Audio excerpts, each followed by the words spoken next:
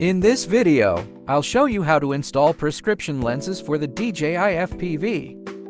These are the left and right lenses included in the package. You can tell the left and right lenses apart by the L and R markings on the lenses. Let's get started with the installation tutorial. Slide the lenses directly into the left and right lenses. No extra steps required. It's really simple, and setup is much quicker than you might think. Adjusting interpupillary distance for optimal vision.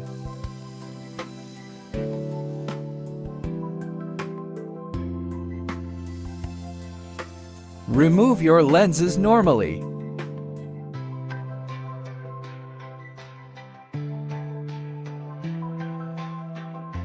That's it. Thanks for watching.